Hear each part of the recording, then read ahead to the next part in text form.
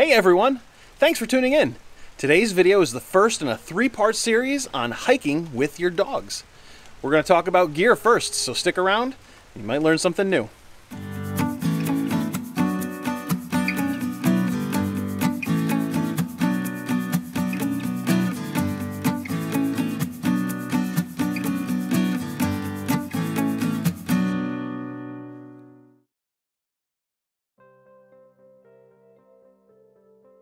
Just like us, when going out on the trail, it's helpful to make sure that they're well prepared. So start off, just like us, first thing, main thing, is a pack.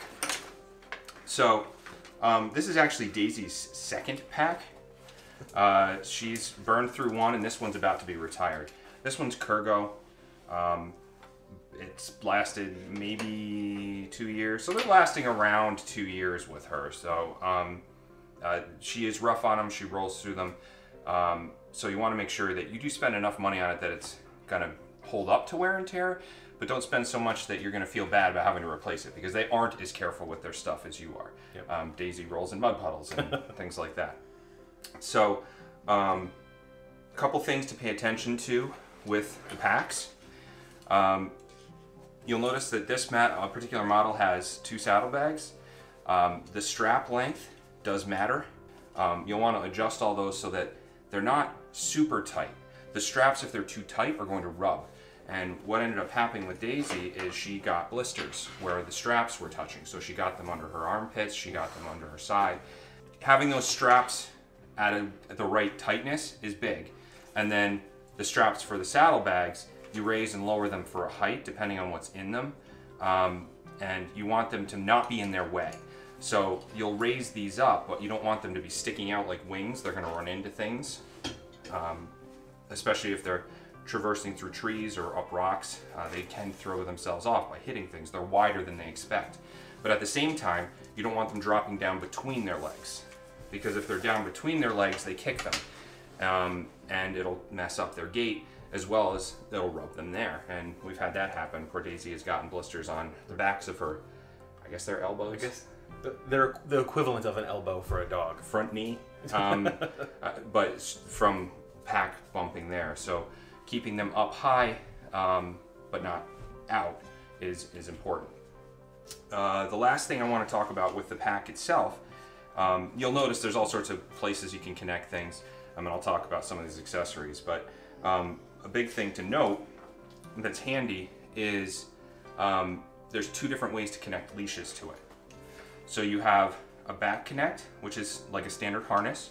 That's good for when they're in front of you, going up things, that sort of traversing, so that you're still connected to them, but not as hard to control as the front connect. Now the front connect is what I tend to do when we're on trails around people. This gives you the same concept of a model of harness that's called the gentle leader. It helps keep them from pulling if they're excited or going towards something. Those are the 2 different connects for leashes. You use the one that makes sense for the situation you're in. If you're just doing a regular day hike but still want some sort of control besides just a collar and leash, you can get the harnesses that strap all the way around. Still similar connections as the backpack itself. It goes around the front, clips, instead of having 2 clips underneath, it's just 1 clip underneath, and then the clip up the front. So this harness does not have any kind of connecting on the back where you would see like the backpack has. This is just a front gentle leader. You can get ones that have both connects, just like the backpack. It gives you something else to grab onto in case you need to help up on a rock or any of those types of situations, but it's not the whole weight of a pack. I've also sometimes been in the habit, and you've seen it in the West Stony Creek video, I carry the harness in her pack. Yep. And because you might run into the situation where you want to switch it, and in that one, we did. Specifically, we used it just to put the harness on her instead of her pack so that we could use a carabiner and connect sandals to her so that she could carry sandals across the creek for me to get across using Dan's sandals. That was so awesome. She crushed it. That was really cool. So, but a lot of times I will still carry that with us as an option, even though she's using her backpack most of the time. So the last piece with that kind of wearing gear thing is the leash. Always have a leash. There's places that have trails that require a leash, you know, for the entire area or very specific sections of areas, or the regulations about, you know, near people, near campsites, near parking areas. So I guess in addition to always having a leash, make sure you pay attention to what the regulations are for the place that you're going to hike as well. Yep. So that's one. Two, you'll notice it's not a retractable leash.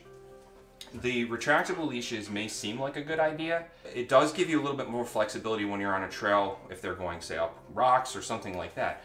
But keep in mind that that can get tangled very easily. Yep. But the main thing that's problematic with them is they are very dangerous.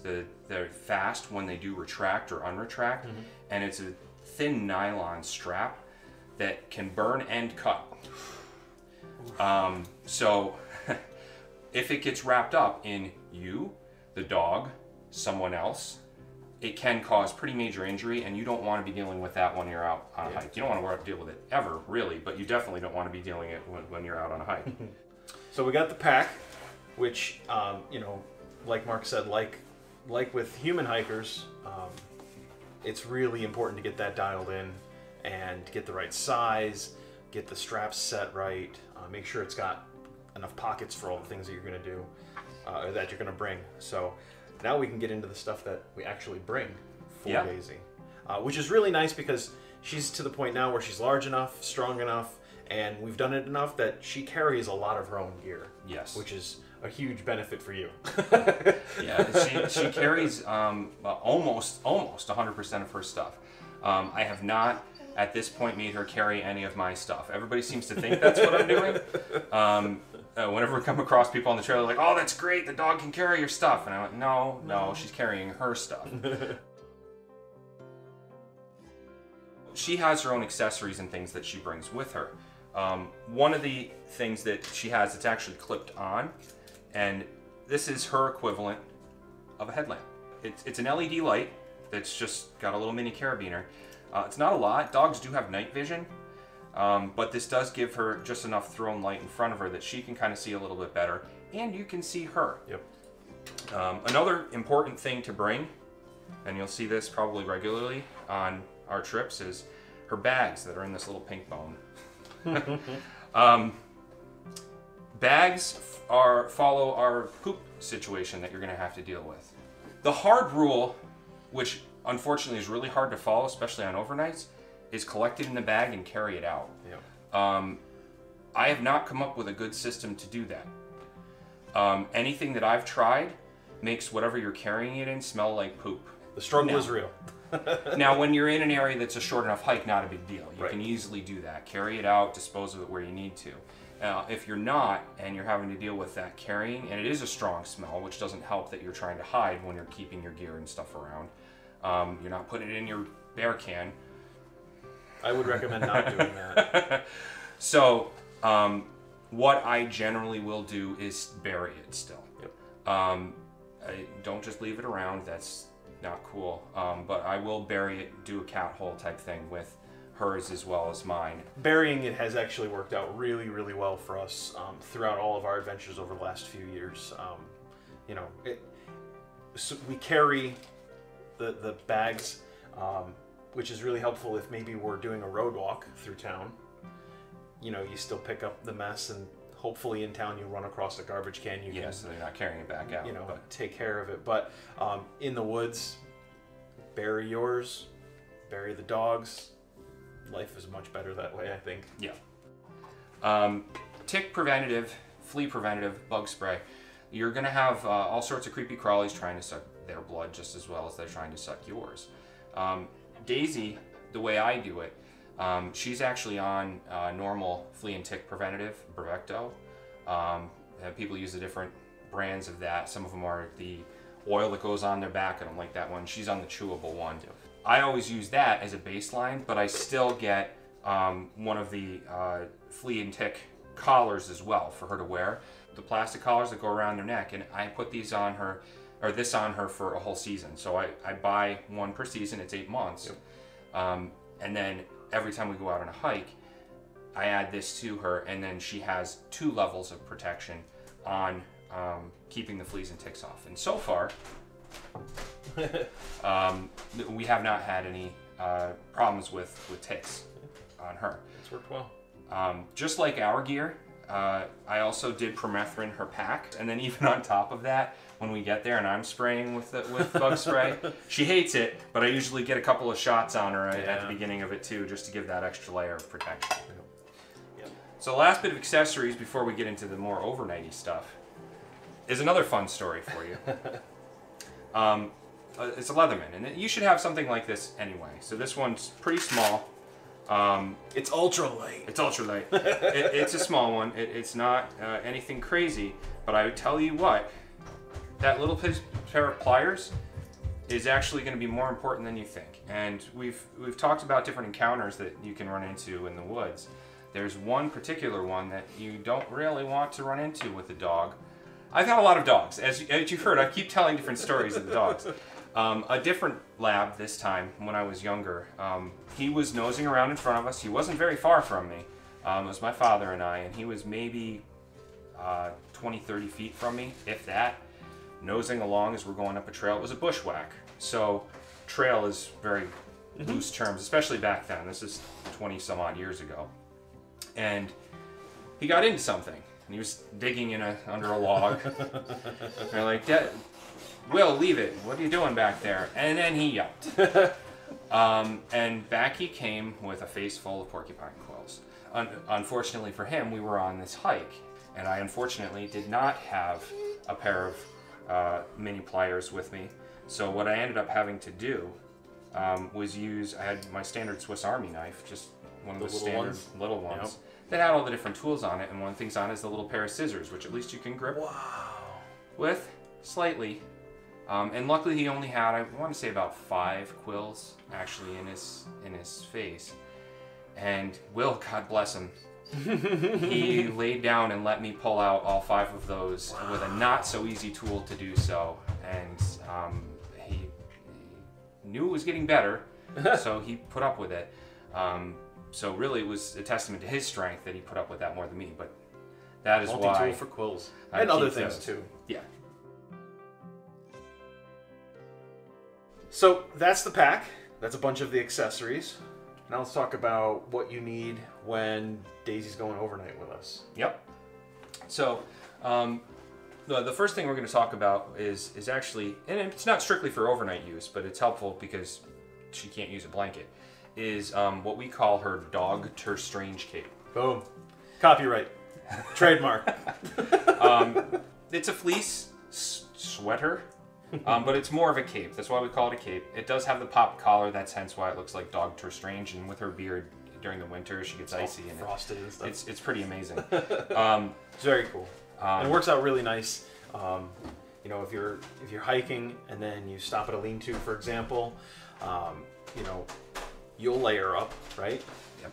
Because you're starting to cool down from moving in the air. So then the dog will cool down, warm it up. It's perfect. It works out really well. Yep. Same thing with summits too. Yeah, summits. So any of those places that you're putting on your puffy because you're going to start getting cold, do the same thing. Your dog's also going to get cold. Yep. And you can put them on it at night if it's going to be a cold night. They'll use it as their blanket to stay warm. Yep. But speaking of blankets, we'll move on to our overnight gear. I actually used to carry a towel for her that was a dog towel, and she wouldn't sleep on it. She didn't like the texture of it. So then I spoiled her when she starts carrying her own stuff. This is actually a baby blanket. So it's small, but it's big enough for her to lay on. Yep. And it's soft and it's warm. So that's what I bring for her to sleep on. What ended up happening is the second leg of the NPT, I think it's marked as laundry day in the videos. Oh, yep. Yeah, so that night, you'll remember seeing a downpour starts.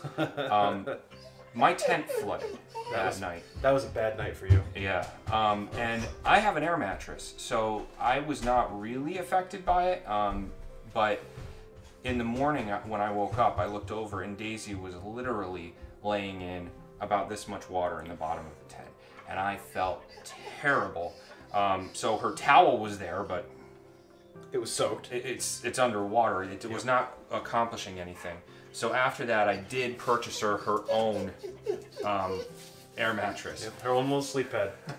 It's the exact same one you have, right? Yes. Yeah, I ended up, which kind of works out because then you have a spare for yourself. Yep. They do sell dog-specific ones that may be tougher for nails. They are a lot more expensive. Yeah. So I can't really say for sure if those are better or not. This one has worked fine because she steals mine anyway. So that's why I got this, and then I put her blanket on it. It is bigger than she needs because it's a full body length. Yep. But it was cheaper. The dog ones are shaped for dogs, so they're not as long. A little bit wider and shorter. Yeah. Which then kind of defeats the dual purpose thing of, you know, if something happens to your pad or whatever. Yep. Yeah. Then it's not a backup for you anymore. I mean, the other idea is stop being a filthy ground dweller. Well, yeah. I mean, there's that. But then I don't know what to do with Daisy at that point. She's still not going to sleep in a hammock. Hey, Mark, what are the rocks for, man? I do keep rocks around, and these actually aren't ones that are carried every time. One of the things I was mentioning was how the saddlebags sit on the backpack. So, again, you want to make sure that things are balanced and sitting right. One of the things that becomes a problem is weight. If you have, say, her water on one side and her food on the other, they don't actually weigh out correctly. Like if you think about it, water weighs a lot more than food, especially if you're doing something that might be dehydrated. So what I will do is while we're on trail, as things are adjusting, I'll adjust the things she has in the pack to one side or the other. But if I run out of stuff to counterbalance, rocks. It sounds mean. It does sound mean. But it actually is more comfortable. If you add a couple of rocks to make sure that the weight sits right on both sides, it's actually better for the dog than to leave one side a lot heavier than the other. Think about when you pack your pack incorrectly. If you have too much weight leaning to one side or the other, you're going to feel it. And that, after 10, 20 miles, is really going to bother you. So I will take out and add rocks from the area as her weight needs to adjust. So as she drinks her water, I can take things out. As we refilter, I may need to rebalance again. As she eats her food, same thing. So a lot of the stuff she's bringing changes weight. Her bedding kind of stays the same, but her water and food change throughout the hike to make up for that. That's where the rocks come in. So far, at least to my knowledge, he's never put rocks in my pack. So I guess that's good.